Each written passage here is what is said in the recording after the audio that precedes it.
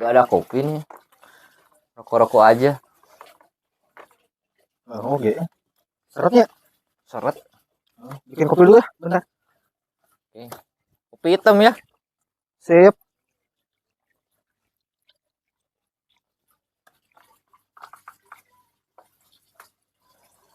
Kopi nama bro. Wah, mantap nih kopi hitam. Kopi hitam di kala gelap. Kan di malam yang hitam. Oh benar. Kopi hitam di kala malam yang hitam. Dengan yang minumnya berkulit hitam. Alah rasis deh.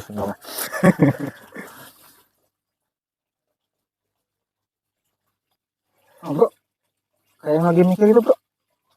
Iya nih. Gue lagi bingung.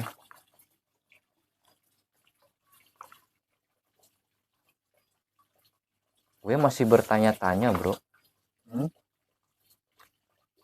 Kenapa kita manusia itu hidup? Jangan kita aja, gue aja gitu. Kenapa gue hidup gitu? Apa karena gue itu tampan, jadi gue dibolehin hidup atau gimana? Masih bingung bro. Agak kurang terima nih tampan. Kan bisa jadi kita dihidupin karena ada alasan tertentu kan gitu. Ya gue kan tadi alasannya lo tampan jadi lo hidup kan gitu. Bisa juga, atau lu kaya lu hidup kan gitu. Lo punya duit, tai. Ya, bisa. Nah itu yang jadi pertanyaan gue itu gitu bro. Nah, kok kenapa kita itu hidup gitu? Nah sih, gue juga pernah mikir gitu kan.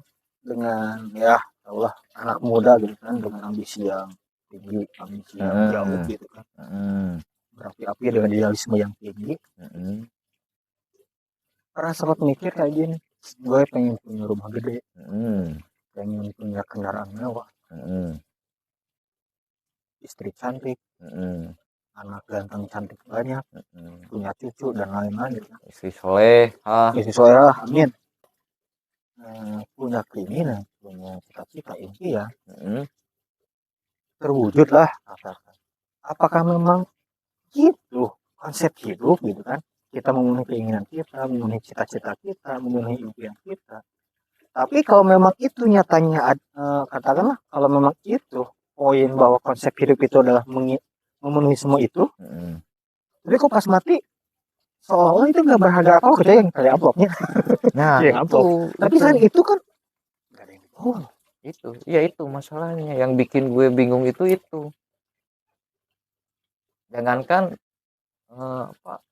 nanti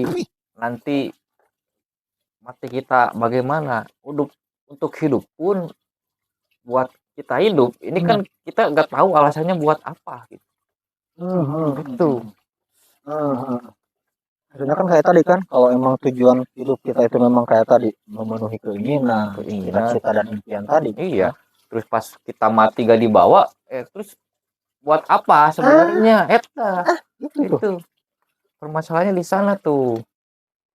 Kan bingung. Kalau memang gak dibawa, buat apa kita sukses? Buat apa kita tampan gitu kan? Bener tampan juga percuma. Kalau ujung-ujungnya dimakan rayap, dimakan kelabang, kubur kan gitu. Itu justru itu gitu kan. Jadi sempet juga sih gue ngobrol sama teman gitu kan. Jadi dia tuh pernah bilang ya mungkin temennya tapi umurnya di atas gue lah gitu. Dia tuh bilang pas ya gue juga sempat ngobrol gitu kan. Ya mungkin gue ambil kata-katanya, mudah-mudahan juga bisa sedikit ada gambar, mungkin lu bisa ngejelasin yang lebih jelas mungkin ya. Dia itu bilang kayak gini lah, hidup itu ibaratkan kita itu naik perahu di sungai dengan arus yang gede. Gimana sih arus? Kalau kita naik perahu itu nggak bisa muter balik arus. Iya. Terus ngalir. Nah, dia itu pernah nanya, kebayang nggak katanya, kalau ibaratkan lah kita ada dalam perahu itu, kita mengikuti arus, karena kan sedikit juga kan kalau kita tanya tujuan lo apa, kalau gue ngalir aja, bener nggak? Nggak sedikit loh orang-orang yang ngomong kayak gitu. Jawab gitu pernah, ya ngetes lah gitu kan sebelum gue bicara masalah apa namanya tadi itu cita-cita idealisme gue dan lain-lain. Pas dia ngomong, ya pas gue ngomong tadi gitu nggak ngejawab yang bahwa kalau ya gue nyulik, nah itu yang ngalir gitu aja, terserah gimana harusnya gitu aja. Ternyata dia bilang gitu, pernah kebayang nggak pas gue gitu kan dengan prinsip gue yang mengikuti arus itu, pernah kebayang nggak kalau gimana kalau di akhir itu ternyata itu air terjun jurang yang dalamnya ya nggak bisa ke itu, sampai-sampai kalau kita jatuh kita pasti bakal binasa mati lah, Cemplung ke jurang itu. gitu kan. Karena itu kita harus tahu ini harus kemana gitu. Masalahnya gini loh, yang dia bilang itu yang gue kena gitu kan, maju gitu kan ikut arus, tahu-tahu kita sudah ada di depan jurang, katanya gitu kan. Tadi saking gedenya arus kita nggak bisa balik lagi. Iya. Tapi mau maju udah tahu kita bakal mati, sedangkan mau gimana lu nggak bisa. Akhirnya dia bilang kayak gini, kita itu harus tahu. Jadi dia itu nyambungin sama pertanyaan. Jadi kita itu harus tahu dulu dari mana kita, terus kita itu ada di mana dan mau kemana. Gitu. Sehingga jadi kalau kita tahu kita itu dari mana, terus kita di sini ngapain, gimana kita dan akan kemana, jadi kita udah kegambar bahwa ini arus bisa bawa kita celaka atau enggak. Kalau ibaratkan ternyata arus ini nggak bawa kita celaka, ya kita simpel tinggal ikuti arus, bukan insya Allah aman. Tapi ketika memang kalau ternyata di sana itu ada jurang, kita juga tahu nih ketika ikuti arus kita bakal ke jurang, minimal kita itu bakal bikin apa belokan, atau mungkin kalau ada belokan kita bisa ambil jalur yang lain. Kalau nggak gitu juga mungkin kita bisa mepet ke sisi lah, mepet ke sisi supaya kita bisa berhenti dulu, supaya bisa bikin jalur yang memang benar-benar bisa menyelamatkan kita gitu bro. Nah itu yang bikin gue, ya gue nggak sih dalam artinya mungkin maksudnya itu bahwa hidup itu harus punya tujuan. Cuman yang gue agak bingung itu ketika masalah tujuan tadi, itu kan yang nyambungin sama pertanyaan dari mana kita, terus kita di mana, mau ngapain, sama akan kemana nih gitu kan. Penjelasan lo tadi kan itu kita itu bukan gue, temen gue. Oh temen lu ya, temen lu itu kan bagaikan hidup itu bagaikan kita itu apa berlayar di sebuah arus sungai yang deras lah, sungai yang deras, terus yang entah kemana tujuannya gak tahu kan. Itu kan ketika kita gak tahu tujuannya itu kan ada dua kemungkinan, ketemu jurang atau ketemu lembah yang lain nantinya kan gitu, atau tujuan yang lain. Atau pernah gue juga dapat pertanyaan persis sama seperti itu, bahwa ketika kita hidup itu harus tahu dulu di mana kita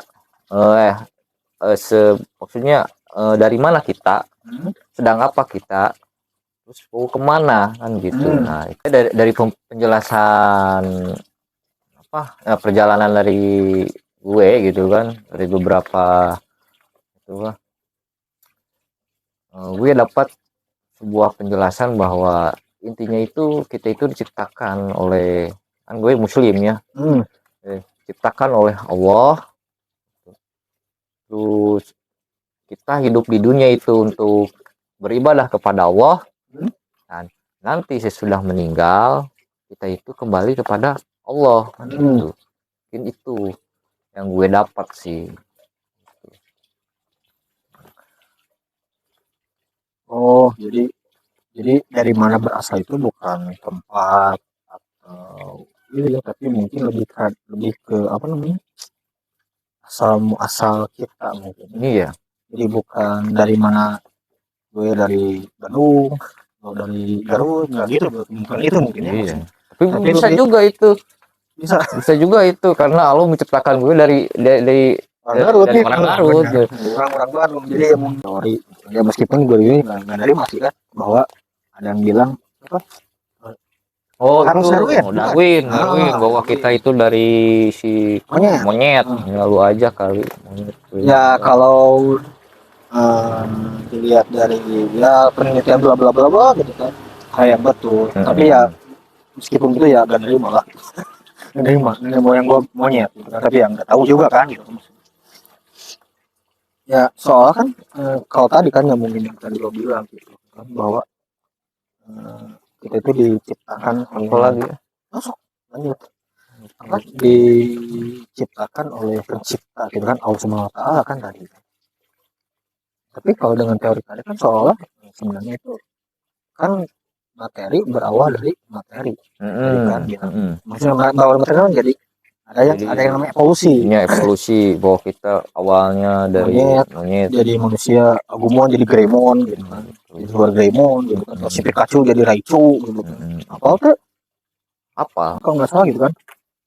Nah, pas SMP atau SMA gitu kan gue pernah belajar juga bahwa ya ini masih teori evolusi tapi bukan ngomongin evolusi manusia yang tadi ya. Bahkan kehidupan pertama kali di dunia di bumi di planet bumi ini tuh awalnya itu karena dari adanya satu sel. Satu sel kemudian sel itu ada di bawah laut.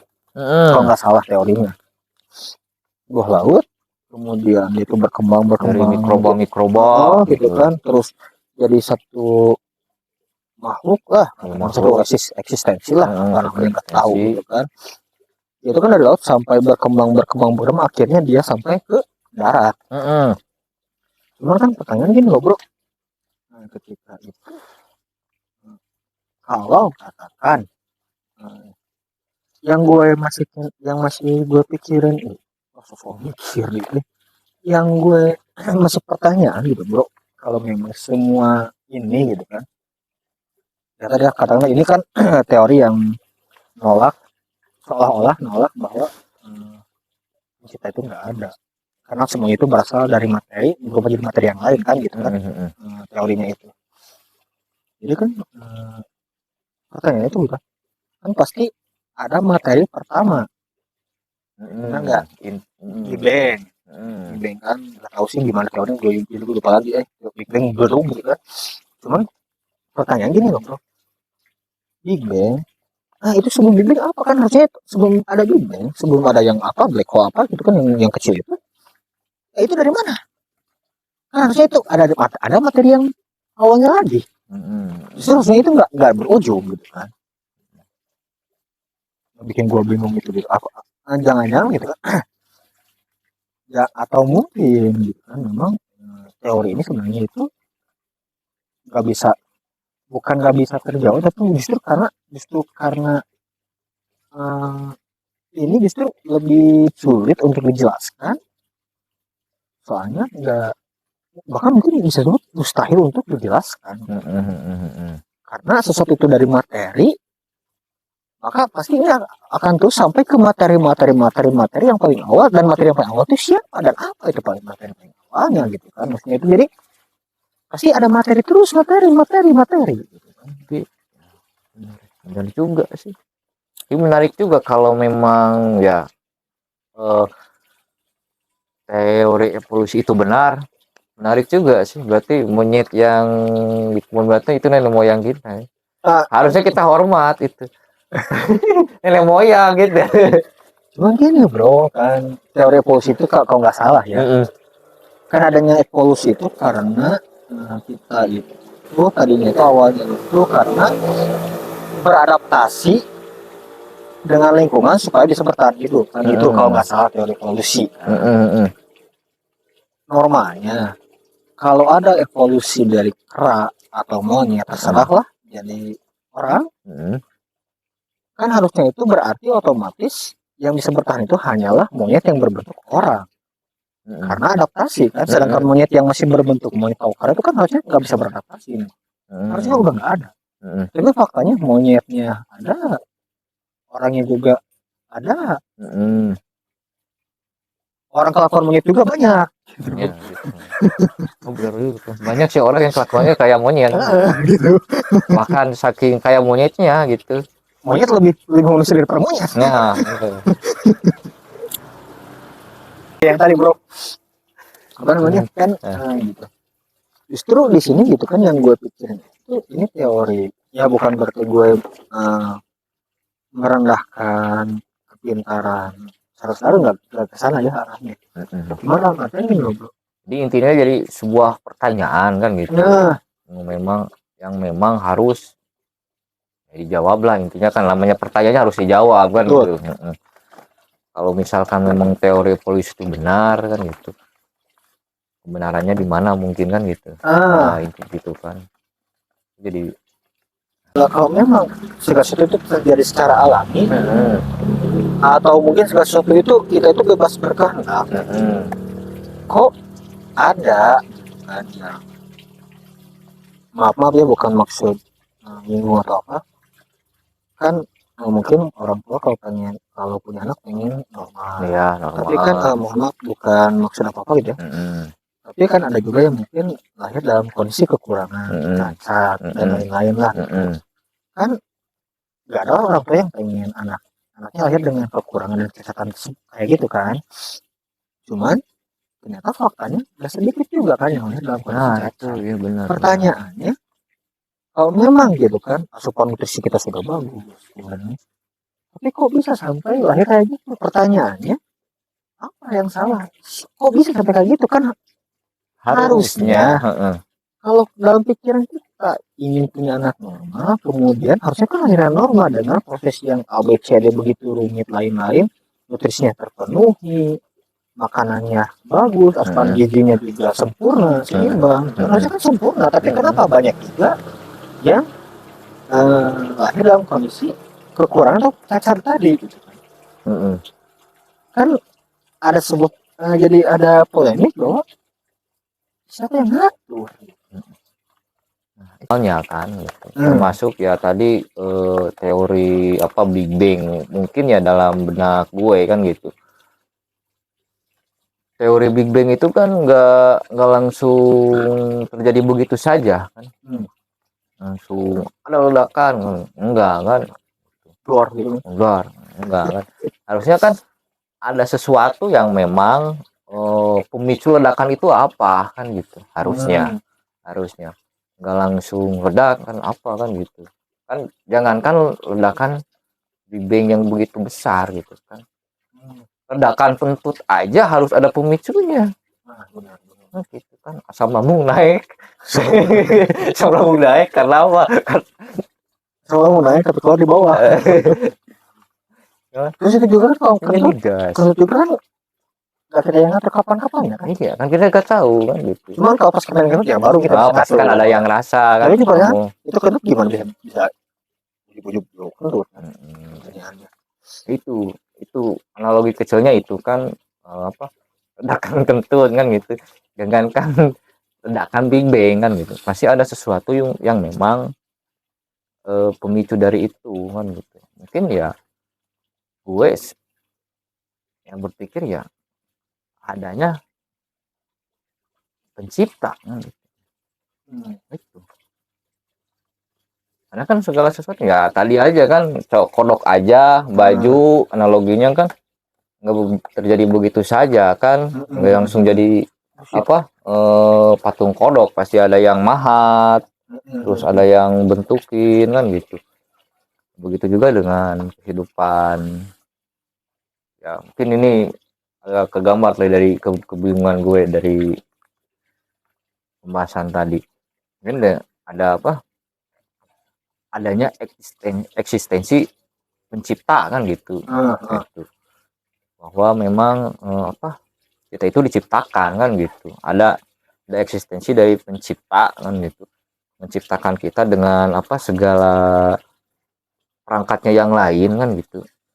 Begitu kan, seperti ya sama seperti tadilah kodok kan gak bakal pasti, nah yang namanya kodok pasti punya kaki, punya hidung, punya mata, gitu juga kan dengan penciptaan manusia, penciptaan bumi dan langit, pasti komplit kan, gitu. Pasti kan manusia juga kan pasti dikasih perangkat yang lain juga. Bener juga sih. Nah, gini lah. Ya maksudnya ya katanya lah. Kalau emang katakan kita itu karena memang ada teori untuk bertahan hidup dan lain, kan harusnya kayak gini lah. Kalau emang ya, tapi gue juga gak yakin juga sih benar atau enggak ya. Kok tangan harus dua, mata dua di depan, di belakang, atau enggak kamu nggak diisi kan? Maksudnya siapa yang ngedesain awal? Ya kalau katanya tadi kan, justru benar juga sih. Justru pencipta itu benar-benar mutlak harus ada, gitu kan? Kalau dengan susunan tubuh kita yang sedemikian sempurna, ya begitu dengan rumit kan, gitu. Sedangkan kita patungannya ya tadi logikanya kan patung kodok itu gak bakal jadi patung kodok kalau gak kayak kodok kan gitu. Apalagi penciptaan manusia. Gitu kan, jadi kan ini kan tangan kan kok harus dua, kenapa nggak tiga gitu kan, kok gitu kan, kasih tensihan. Kenapa gitu kan, orang nggak punya ekor kayak si Sun Gokong gitu kan, Son Goku gitu kan ya. Kalau orang bisa berusaha kesiga gitu kan, itu gitu kan, nggak kayak gitu kan konsepnya. Ya maksudnya itu kok bisa stuck, kok bisa secara ini kayak gitu. Ya pasti harusnya kan ada yang memang yang ngatur hal tersebut, jadi memang sedemikian tuh. Ya mungkin dari sedikit yang gue kegambar itu, jadi memang dengan kerumitan yang sudah terjadi, kemudian kebingungan ini memang justru lebih masuk akal itu ketika memang kita itu mengakui pencipta itu ada, daripada kita terus kekeh dengan keyakinan bahwa pencipta nggak ada yang namanya pencipta, terus berteori bahkan sampai sekarang teorinya juga nggak bisa dijelasin, gitu kan. Bukan nggak bisa dijelasin, tapi memang sulit untuk dimengerti dan dijelasin gitu. Ya kalau dijelasin juga gak ada ujungnya. Gak ada ujungnya kalau dijelasin juga kan. Sampai kapan kan jelasin teori itu. Nanti ketika udah Big Bang terus dengan penelitian yang lain, terus ada teori apa lagi, terus di teori itu terjadi lagi teori yang lain, Big Bang terus Marima, Indomie, Mas Brian, kapal api kan, nanti kan banyak teori-teori yang lain, capek. Ya intinya ya gue kegambar lah, intinya ada andil pencipta kan gitu dari kehidupan kita, tidak semata-mata begitu terjadi secara begitu saja. Gimana bro? Balik lagi. Nah, tadi lah kita pegang aja yang konsep Islam tadi lah gitu, biar nggak kemana-mana, biar nggak bingung juga gitu. Ya kita pegang satu konsep dulu gitu kan. Karena kan di kehidupannya kan banyak banget lah ide memahami konsep-konsep yang memang berkeliaran di masyarakat gitu kan. Ya, kita pegang satu dulu ini ya gitu. Anggaplah gitu kan tadi bahwa kita itu dari mana asal, itu dari pencipta. Nah, tim pencipta. Kan ada pertanyaan kedua bahwa ya maksudnya bukan berarti ini, tapi dengan berbagai tadi yang lo bilang, gue juga bilang dikit-dikit gue juga kegambar dan juga mulai meyakini bahwa benar juga dengan berbagai analogi bahwa memang pencipta itu memang mustahil, nggak mungkin ada, pasti ada pencipta. Nah, masuk ke pertanyaan yang kedua yang tadi itu kan terkait masalah hidup tadi nih. Yang apa tadi tuh? Untuk apa kita ada di mana? Ada di dunia kan, untuk apa? Cuman yang justru yang dipercaya itu bukan cuma kita ada di mana, tapi kan yang tadi kalau nyari masalah apa tadi Pak? Hidup. Iya itu. Kenapa kita eksistensi hidup kita itu maknanya apa? Buat apa kan? Itu kan kita hidup buat apa kan gitu. Kalau cuman diciptain aja udah, terus silahkan berkeliaran Ah, kan, ujung-ujungnya kan ya buat apa kan, tadi kan ujungnya mati nggak bawa apa-apa, tubuh kita dimakan kelabang kelabang dan dan sebagainya. Untung bukan siluman tengkorak putih kan. Ya, kan, Siluman kelabang itu. siluman kelabang. Tapi ada yang lebih sadis sih, Siluman spion kenca. Wah, siluman mimpi. Boleh terus. Itu mimpi. Itu. Jadi tujuan kita untuk apa kan gitu kan. Kalau memang ada pencipta, terus buat apa kita nyiptain kita? Buat apa kan gitu. Masih. Gue juga pernah gini yo. Hanya untuk bernapas, menikmati keindahan dunia, tapi pada faktanya menikmati rungsing terus. Wait. Pernah gini sih bro, lo pernah bikin sesuatu nggak? Kayak gini loh, ketika eksistensi kita itu ya, apa? Makna dari eksistensi kita hidup di itu apa? Kalau memang kita diciptakan, kita itu hidup untuk apa kan gitu. Soalnya kan kayak gini loh, kalau kita tanya ke orang-orang pasti masing-masing beda lah. Ya mungkin ada yang pengen gitu apa? Iya kan gitu. Ada sih nggak yang pengen miskin. Nggak ada. Nah, kan ada yang pengen kaya, pengen sukses, pengen banyak harta, pengen banyak istri, nyandung janda dan lain-lain. Akhirnya kontrakan 5, majikan 5, gitu kan. Tinggal 5 lah bukan apa. Cuman kan masih beda-beda. Ya pasti beda-beda tergantung ya kecenderungan latar belakang juga beda-beda tujuannya. Mungkin ada juga orang kan gue pengen miskin, ada mungkin kan nggak tahu gitu kan. Oh gue enggak sih. Gue kayak pengen nyandung tapi kalau juga enggak deh, belum gitu lah. Pede enggak. Nyambung tadi kan pasti bakal beda-beda. Kalau beda-beda berarti kan ini subjektif, nggak objektif. Iya subjektif. Jadi kan kalau subjektif kan nggak bisa, pasti nggak bakalan jadi benar kalau subjektif karena kan nggak beda-beda. Iya. Cuman gue itu pernah dapat analogi gini bro. Jadi kan kita tuh ciptaan. Ya. Kalau katakanlah gue bikin gelas. Ya. Oh oke. Ya ini mungkin cuma sedikit yang tadi ya ngaitin sama masalah penciptaan meskipun ya mungkin beda ya konsepnya antara menciptakan dan membuat beda mungkin ya. Soalnya kan kalau yang gue tahu tapi kan mencipta sama lah membuat. Nah, coba dulu takutnya salah gitu kan, maksudnya gini. Kalau ngebuat kan ngerubah satu benda ke benda yang lain kalau buat. Kalau menciptakan kan ya tadi dari yang enggak ada jadi ada. Jadi ada. Bukan antara ada dan tiada, karena lagu Utopia dulu. Cuman gue SD itu tua nah kan gue bikin gelas gitu kan. Kan kalau kata tuh yang tahu tujuan, yang tahu maksud bikin gelas itu pasti gue yang bikin gelas. Oh iya. Benar nggak? Iya. Nah, gelas coba nanya kelas, ciptain buat apa?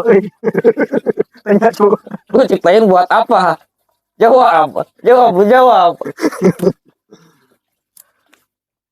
Ke gambar, oke. Jadi kan yang pasti yang tahu itu yang bikin gelas buat, bisa aja mungkin kita bikin gelas buat kopi. Tapi nggak tahu kan si orang yang benar-benar bikin gelas siapa tahu ini buat ini. Bisa jadi, tapi bisa juga kan ada mie gelas. Oh benar nih. Tuh kan? Kenapa? Karena kita nggak tahu. Kita nggak tanya sama yang bikin. Kita cuma dengan taunya bahwa ini gelas fungsinya buat air. Ternyata ada gelas buat minum buat minum. Tapi kita nggak pernah tanya sama si pembuat gelas ini, dia bikin gelas buat apa? Ya tadi kan dia kan subjektif, bisa aja lo pikir ini buat kopi. Buka buat gelas. Kan kalau buat Indomie pasti tumpah nih. Gak mahit ya. cukup Nggak cukup. muat. Gitu kan pasti subjektif. Kalau pengen objektif kan pasti harus tanya ke yang bikin kan gitu. Yang bikin kita orang tua. Ya, kita tanya dulu ke orang tua gitu. Orang tua kan ada yang bikin orang tuanya. Terus kan. Ini moyang kita monyet nanya nanti. Gitu kata si Darwin kan penciptaan itu guys lah, potong di pencipta. Banyak deh ya obrolan. Nah tadi kan yang tadi katakan pencipta. Berarti kan normalnya itu kalau kita pengen tahu kita di dunia, eksistensi kita itu maknanya untuk apa, maksudnya untuk apa kita di dunia, ya itu kan activity tanya ke penciptanya. Pertanyaannya ketemu sama pencipta juga kita belum pernah. Ya, tapi pernah sih ada kasus kemarin waktu Idul Fitri kemarin. Udah nelfon ke Allah Idul Fitri hari ini, besok.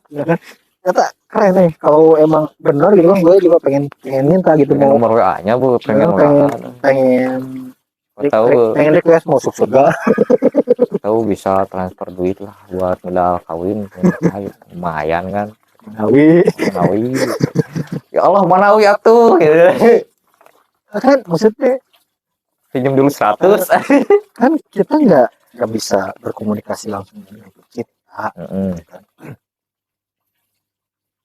Terus gimana gitu supaya kita tahu apa namanya bahwa itu kan kita harus menanyakan kepada pencipta. Tapi kalau cara berkomunikasinya kita gimana? Kan kalau pengen bertemu dengan pencipta tadi kan dari mana? Dari Tuhan, dari pencipta, hidupnya untuk apa? Yang tadi itu kan beribadah kan dari Islam. Kemudian kalau sudah meninggal kembali ke Tuhan. Berarti harus meninggal dulu kalau mau pengen tanya ke Tuhan. Kan kalau udah meninggal kan mau lagi kan dunia. Kan berarti kalau udah mati kita nggak perlu mikir. Terus cuma nanya oge. Cuma nanya. Jadi kalau ketemu kan. Kalau memang ketemu kan emang. Kalau enggak sulit. Harus mau mati ketemu kan. Maksudnya kan berarti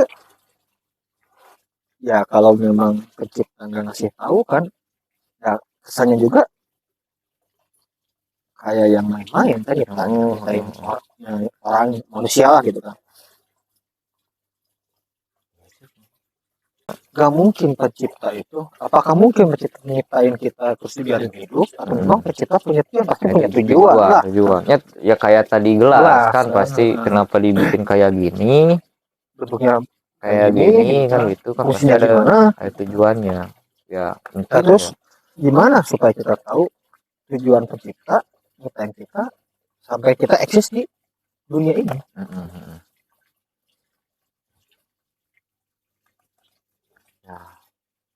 Setahu gue sih ya, loginya seperti gelas kan gitu. Mungkin ya gelas juga kenapa didesain seperti ini gitu kan, ini fungsinya untuk menahan si air agar gak tumpah kan gitu. Mungkin ya kita nggak tahu karena saya ke pembuatnya.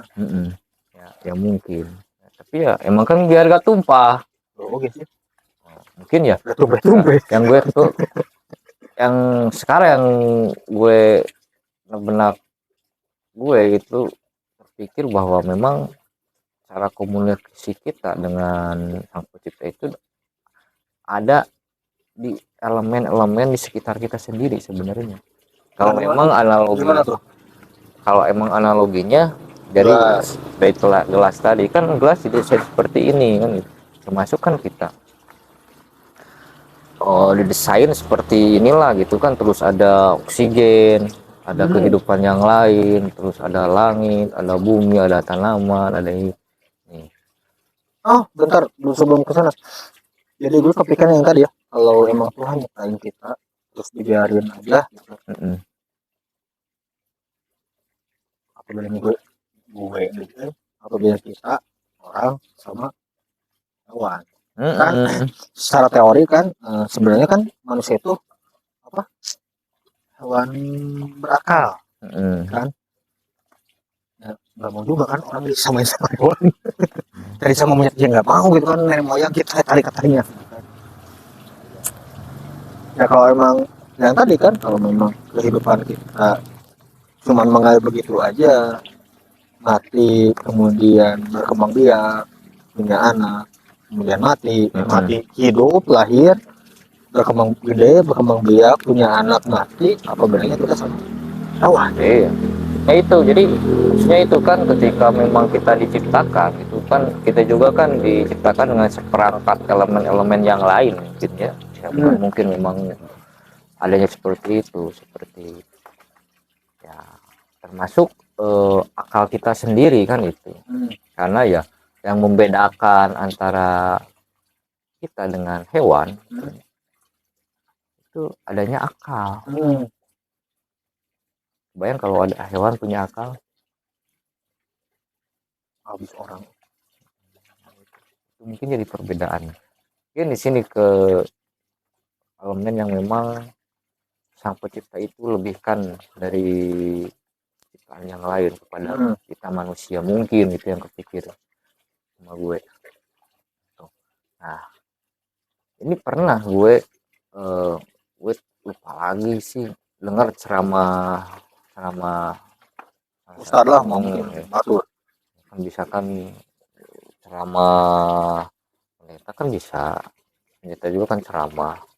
Ustadz lah, Ustadz lah, ceramah ustadz kan gitu, ustadz bahwa, tapi gue lupa lagi nih katanya bahwa intinya bahwa di kehidupan itu ada tanda-tanda bahwa tanda-tanda sang pencipta itu bagi orang-orang yang berakal. Intinya kan yang dilebihkan kita dari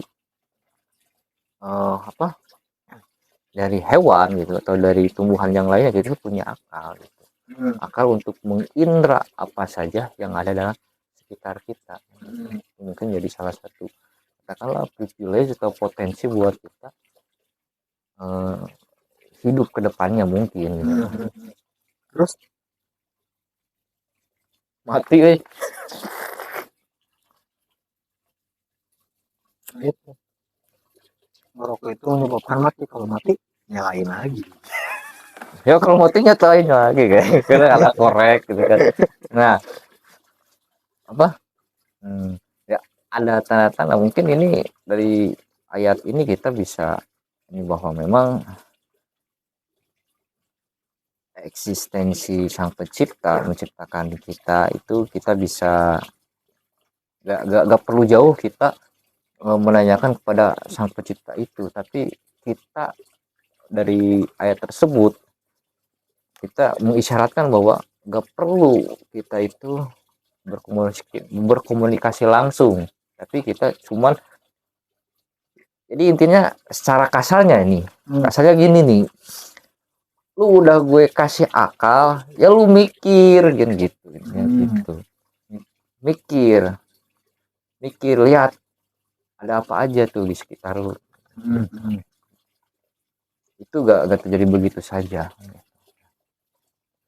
Mungkin di situ gue berpikir juga bahwa memang ya ini kan salah satu ayat Al-Quran ya, gue muslim ya mungkin ya.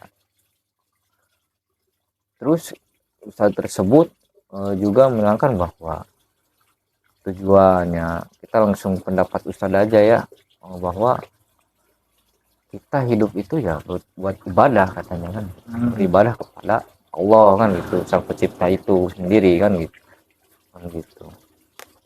Itu yang gue tahu gue kan gitu, kayaknya bahwa gue juga pernah dengar sih kan, Quran itu bukan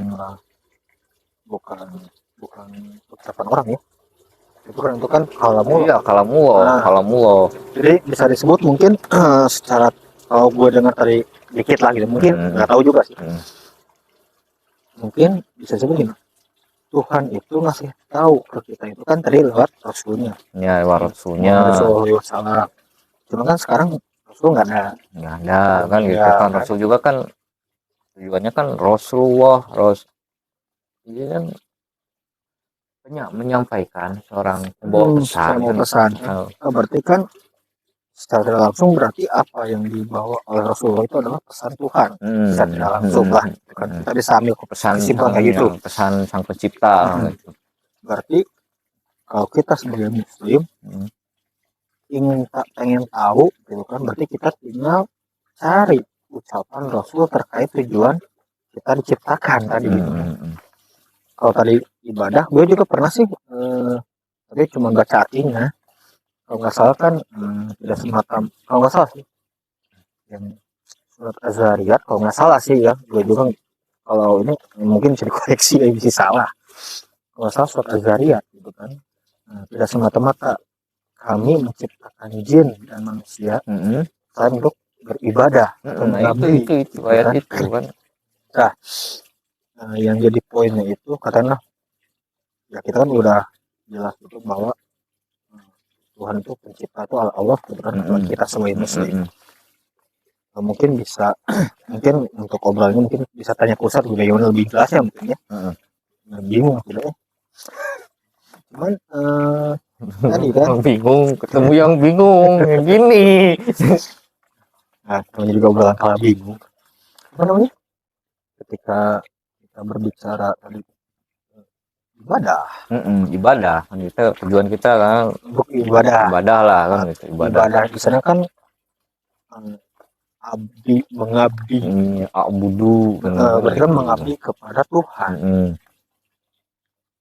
Berarti bisa dikatakan gitu, ketika kita hidup di dunia itu nggak salah juga gitu kan, kalau kita punya keinginan, punya hasrah, punya cita-cita, mungkin nggak salah juga gitu kan. Cuman mungkin kalau mengingat tadi kan terkait adalah ketika kita nggak tahu fungsi gelas ini kan bisa dipakai mie gelas, bisa pakai kopi, bisa pakai apa gitu kan. Nggak salah juga kan, orang juga bisa nggak salah juga kan. Tapi ketika kita udah nanya ke yang bikin, ternyata gelas ini katakanlah si yang buat itu bilang bahwa si gelas ini memang berfungsi buat air kopi yang buat kita minum, buat minum. Maka harusnya kan ketika kita tahu tujuan gelasnya, harusnya kan fokus ke tujuan atau fungsi tujuan si pembuat gelas itu bikin gelas. Atau mungkin kalau analoginya masuk lagi ke obrolan tadi, berarti maksudnya itu kita itu sebagai manusia itu berfokus, muslim lah katanya, memang berfokus dalam artian kita itu memang harus beribadah hidup ini gitu kan.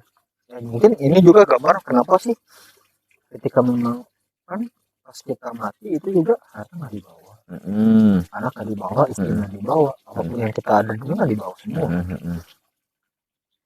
Tapi justru yang kalau nggak salah kan yang akan dibawa itu justru hanya amalan kita, perbuatan kita di dunia kan gitu.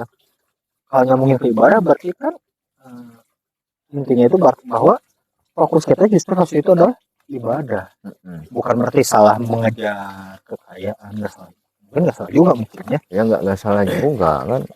Cuma mungkin yang harus jadi titik fokus itu adalah poinnya itu adalah ketika kita kaya, apakah dalam proses beribadah atau bukan mungkin ya. Kemudian ketika kita pengen nyandung kenal bahasa Indonesia poligami. Ketika pengen poligami belum. Ketika kita ngomongin poligami, apakah dalam ranah ibadah atau bukan? Kemudian ketika kita pengen punya anak, apakah ibadah atau bukan? Mungkin kesana mungkin ya arahnya. Jadi sehingga kalau kita lihat di sana berarti gimana caranya supaya apa yang kita punya, apa yang kita kejar itu memang esensinya itu memang ibadah. Bukan esensinya itu bukan apa yang kita kejar, tapi memang apa yang kita kejar itu apakah berbuah ibadah atau bukan. Mungkin ya. Mungkin kuncinya itu ya kalau terkait masalah ibadah ya kuncinya tujuannya kan gitu. Nah, tujuannya nih tujuannya kita untuk apa kan gitu, ketika kaya terus kita dapat segalanya gitu kan, apakah berujung ibadah atau tidak, ya itu tergantung tujuannya kita. Sebenarnya itu yang dipertanyakan sih.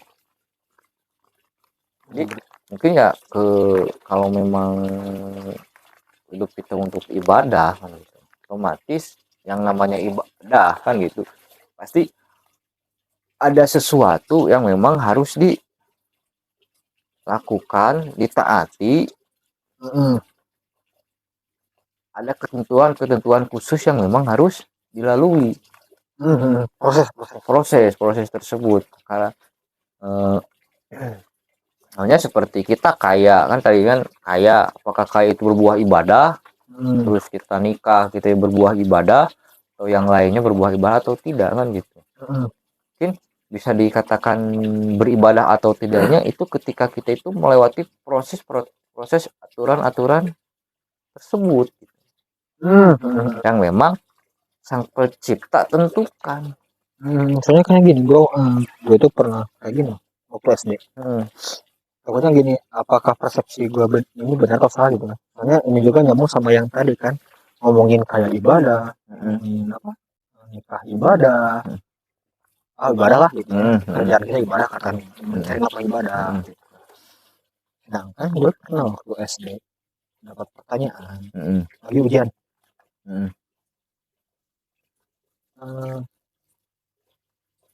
Gereja gimana ya lagi tempat ibadah orang Kristen adalah titik-titik A B C D gereja enggak isi deh. Jadi satu pertanyaan cuman A B C D gitu kan. Beranak kalau nggak salah bagian apa lupa lagi ya. Tempat gereja adalah tempat ibadah orang Kristen.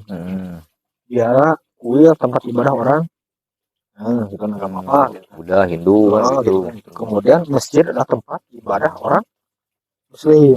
Nah, jadi masalah gini bro, kan kita kawin nggak di masjid, kerja nggak di masjid, kayak juga nggak di masjid. Jadi jadi gini loh, ada bentrok, bukan bentrokan itu, ada benturan terkait pemahaman gue waktu dulu terkait masalah ibadah ini. Jadi kan yang gue anggap ibadah itu ketika tadi kan tempat ibadah masjid lah tempat ibadah umat Muslim. Jadi kan selain masjid bukan tempat ibadah. Berarti iya. Nah, karena tempat ibadah orang Muslim, masjid adalah tempat ibadah orang Muslim berarti gitu kan. Masjid ya secara tidak langsung bahkan analoginya tapi kita logikanya selain masjid bukan tempat ibadah orang Muslim. Sedangkan tadi kan disebutin nikah, bahkan kan kalau nggak salah harus itu ngomongnya kalau nggak salah nikah itu adalah setengahnya dari agama. Nah, gitu kan. Berarti kan itu juga masuk ibadah nikah. Tapi kan kita kan maksudnya nikah kawin nggak mungkin di masjid kan. Kalau seteh tuh lah bikin doa di masjid gitu kan. Tapi di satu sisi kan itu Rasulullah bilang itu ibadah di luar masjid kan. Jadi ada benturan di satu sisi kita itu ibadah itu di masjid, tapi ternyata bukan pakal katakan, tapi harus juga bilang menikah itu adalah sebagian dari atau bahkan setengah dari agama. Berarti kan bisa ini ada benturan di mana satu sisi tempat ibadah itu cuma masjid, tapi satu sisi lain selain masjid juga itu ibadah. Ini kan dua teori yang berbenturan. Jadi ketika kita SD kita itu dikatakan bahwa tempat ibadah orang Muslim itu cuma di masjid aja kan gitu. Tapi pada faktanya kita itu harus beribadah di mana saja mungkin kan, soalnya kan tadi Rasul bilang gitu kan masalah nikah setengah ibadah. Kemudian mencari nafkah kan wajib kerja, tapi kan nggak semua orang kerja di masjid. Kan kerja juga katanya bagian ibadah juga kan. Ada yang di pabrik, ada yang di masjid jualan, ada juga yang di kantor. Nah, itu di masjid, tapi itu masuk ke ranah ibadah. Jadi apakah memang ibadah yang tadi tujuan Tuhan atau Allah menciptakan kita itu untuk beribadah itu memang sesempit itu masalah di masjid doang, atau memang ini dalam artian ini lebih umum, lebih luas lagi gitu? Mungkin yang gue tangkap sih kan kita itu diciptakan ke dunia bukan ke mesin. bukan di mesin kan gitu, bukan diciptakan Berarti wah ada mesin. mesin enggak. Jadi dunia otomatis ya lahan ibadah kita gitu kan. Itu ada di dunia ini kan gitu. Sedangkan dunia ini kan mencakup berbagai macam wilayah, aspek kehidupan dan sebagainya. Tempat lah gitu kan. Tempat kan gitu. Dengan berbagai profesi. Ya mungkin yang harus juga difokuskan buka itu terkait masalah aturannya itu. Aturannya itu mungkin. Karena kan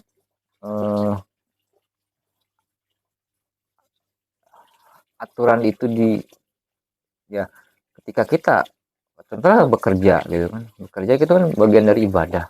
Mungkin bekerja itu bagian dari ibadah ketika bekerja itu sesuai dengan aturan yang memang ditentukan. Contohnya kita beribadah bekerja dengan pekerjaan yang halal, tidak Enggak main slot gitu. enggak Pinjol pinjol apa atau judol kan gitu benjol gitu kan ya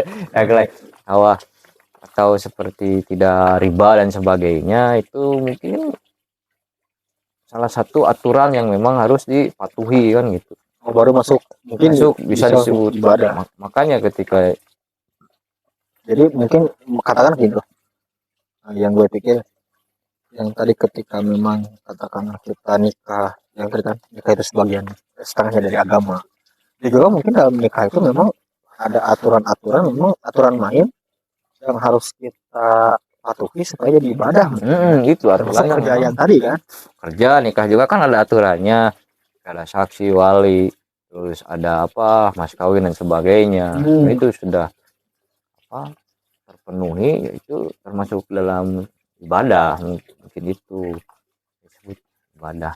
Masalah kerja dan sebagainya termasuk ketika mungkin nongkrong juga bisa jadi ibadah kayaknya tuh.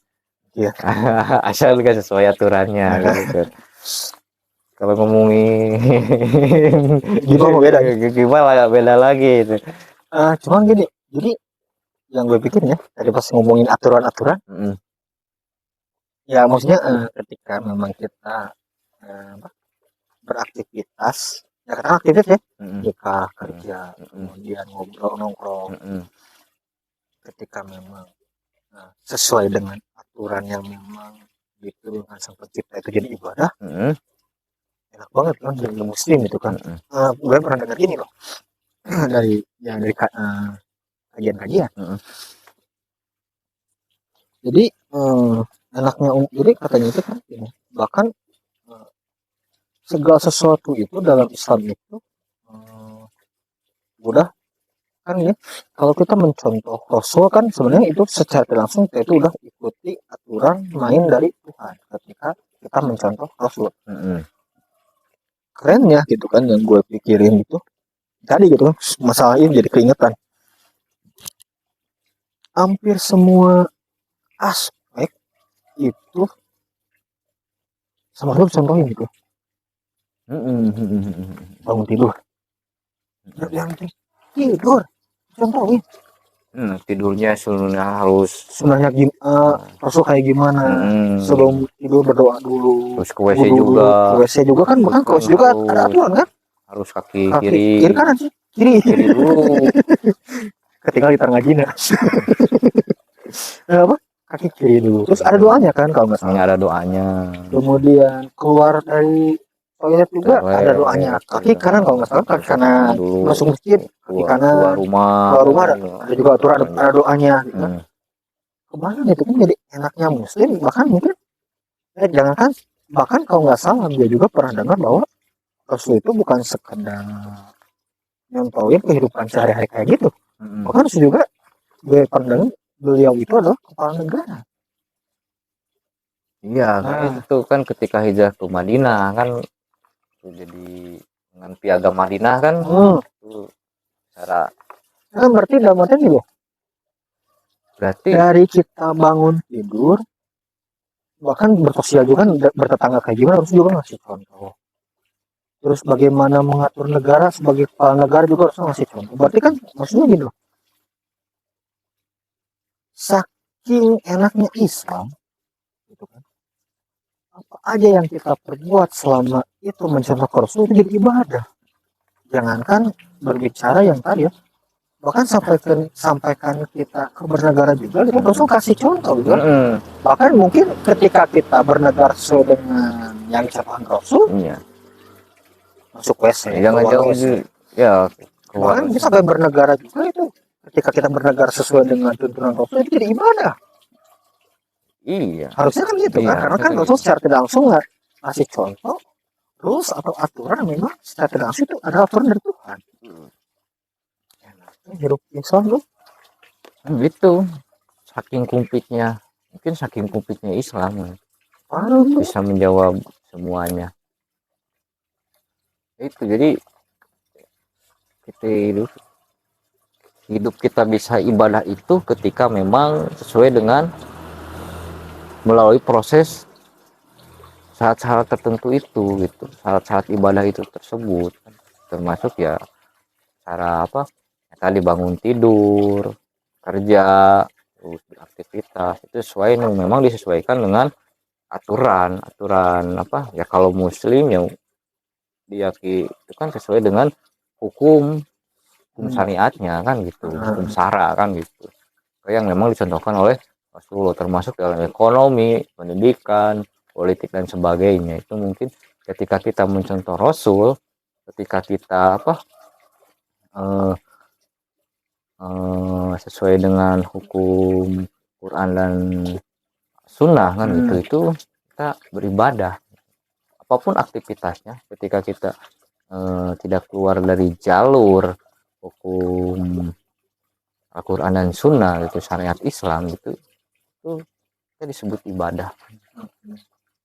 Ya berarti pelajaran SD sesat juga namanya. Ya, enggak juga.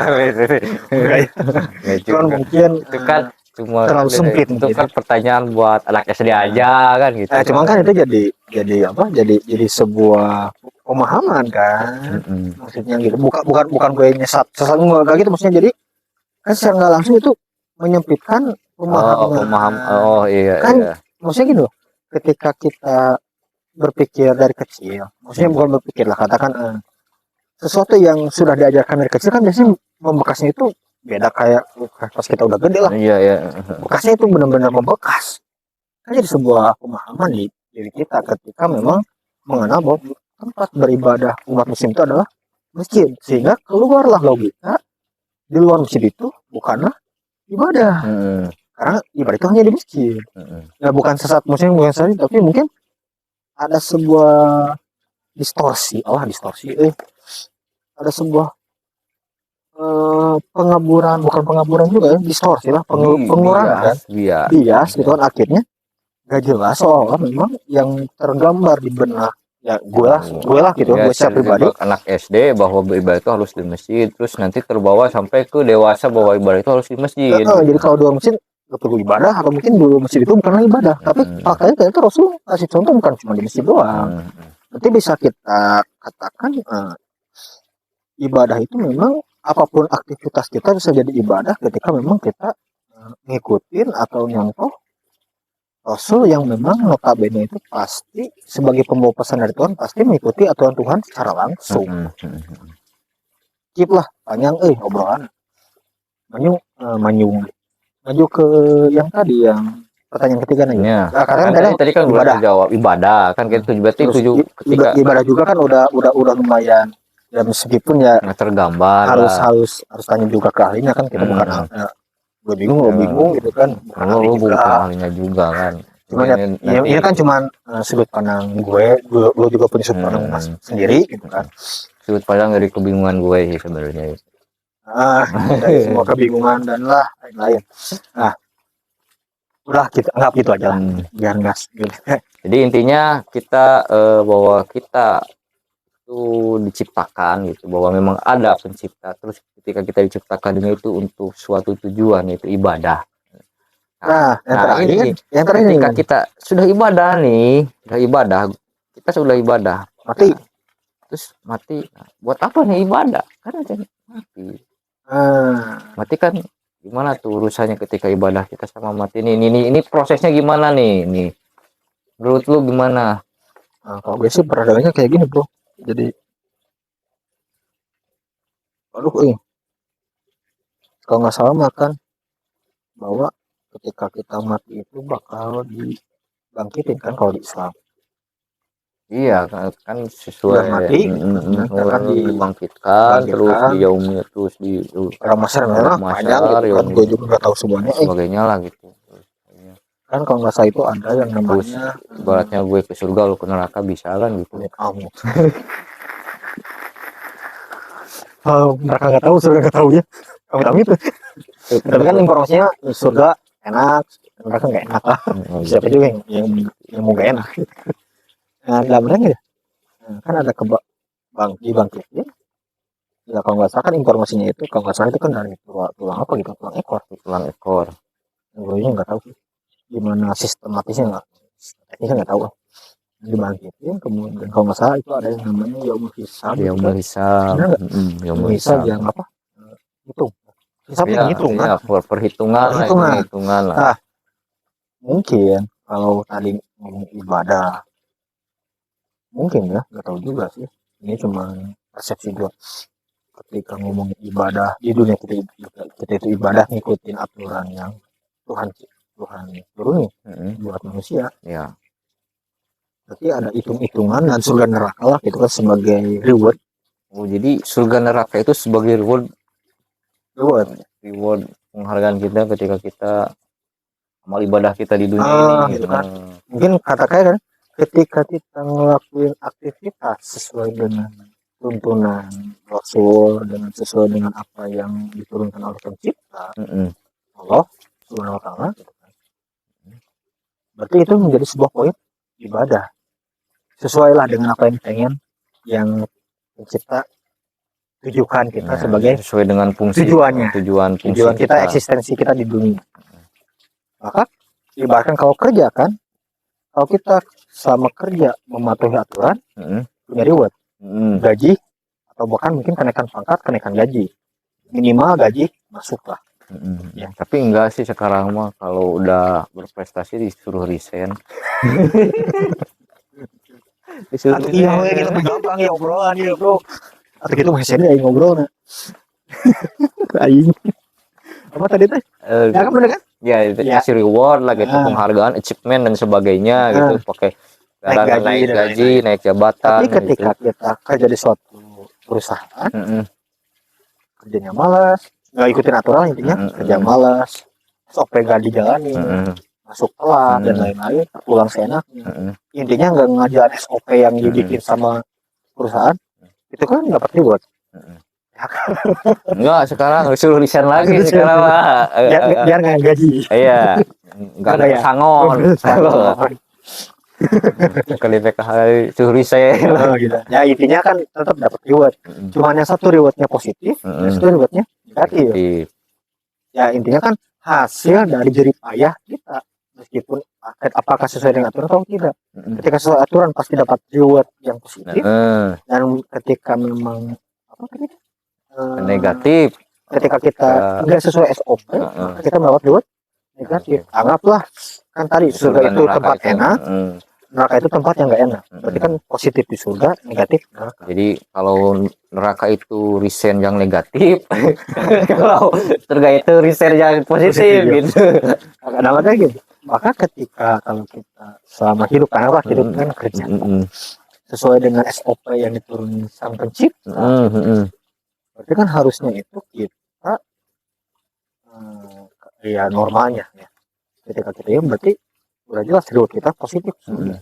Dan kalau kita memang gak ngejalanin hidup kita sesuai dengan SOP yang diturunkan pencipta, hidup kita neraka. Jadi sebenarnya itu bukanlah sudut pandang gue, bukanlah satu hadiah atau satu siksaan, tapi dua-duanya itu reward, hasil dari jerih payah kita. Apakah sesuai dengan SOP atau nggak sesuai SOP? Kalau sesuai SOP ya kasih bonus dan gaji minimal lah, minimal gaji masuk kan. Tapi enggak, kalau enggak ya kita di PHK, resign atau apalah, intinya kita nggak dapat reward, tapi rewardnya berupa hasil yang negatif.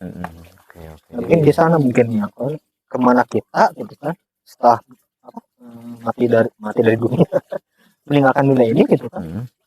ya dibangkitin lagi kembali kepada Allah itu memang bukan langsung bertemu halo nggak gitu mungkinnya, tapi dimintai pertanggungjawaban Ya, atas atas apakah kita hidup sesuai sesuai SOP dengan SOP atau atau enggak. oke. Jadi Ketika sesuai SOP mendapat reward yang positif, kalau enggak ya mungkin ya mendapat reward yang kalau negatif. gue tanggap seperti analogi seperti air yang mengalir tadi di awal kan gitu. Karena ketika kita berlayar itu mulai berlayar ketika kita tahu aturannya, dan ketika sudah tahu aturannya terus kita cara berlayarnya gimana, terus setelah itu sesuai dengan arahannya, sesuai aturan tersebut, mungkin kita akan mendapatkan suatu tujuan yang memang nantinya depannya sesuai kan. Jadi tapi ketika kita asal-asalan dalam berlayar gitu kan, hanya sebatas ikuti aja mengalir, itu kan bisa saja kan itu kita di depan ketemu jurang gitu. Ya kalau gue sih lebih kayak gini sih, kalau analogi tadi yang kata temen gue. Jadi baru dapat nih dari obrolan ini. Jadi pas kita ya tadi ya ibaratnya kita ada di arus sungai. Mungkin kalau gue ibaratin itu arus sungai itu waktu. Karena kan di sana kan disebutin bahwa kita nggak bisa balik lagi. Kan kita juga nggak bisa mundur. Waktu bisa mundur mah gitu. Ya, waktunya bisa mundur. Waktunya nggak bisa mundur. Kalau mundur bisa sih mundur. Oh, maju. Mundur. Gitu. Apa tadi? Apa deh? Apa tadi teh? Ibaratkan waktu. Waktu terus maju, nggak bisa balik lagi kan? Jalan. Harus waktu itu. Kalau kita nggak tahu akan kemana kita, terus kita harus ngapain? Takutnya gini yang tadi kan analoginya, ketika kita nggak tahu, takutnya ternyata ketika kita berlayar itu asal-asalan, ternyata justru rewardnya itu adalah jurang yang justru membunuh kita, misalkan kita. Tapi kalau kita tahu bahwa ada pilihan, agak apa sih bahasa Indonesia nanti persimpangan. Ada persimpangan, ternyata kalau kita udah tahu kesini itu ke tempat yang bisa kita mendarat di dataran yang indah, berlabuh di dataran yang indah, sedangkan ini ke jurang, pasti kita bakal ngambil harusnya normalnya pasti harus memilih ke sini. Karena kan ketika kita sudah tahu kan sesuai SOP tersebut, kita kan membaca tanda-tanda itu kan, mana nih yang bakal membawa kita ke ini tandanya mungkin, ini bahwa ini jalan yang salah, ini jalan yang benar kan gitu. Oke. Tangkap. Jadi intinya berarti kalau kita tadinya masalah hidup itu berarti mungkin ya kayaknya sih kita pengen kaya, kita pengen bahagia di dunia, pengen hidup enak, itu nggak salah. Selama mungkin dan tadi kan ketika memang kita itu sesuai dengan SOP tadi, sesuai aturan, sehingga apa yang bikin kita enak di dunia itu menjadi sebuah ibadah yang akhirnya menjadi sebuah poin untuk mendapatkan reward yang positif maksudnya. Kalau enggak ya negatif. Bro. Begitu intinya kayak gelas ini. Tenghal. Sok kemari lanjut. Ya gelasnya kieu hayu geus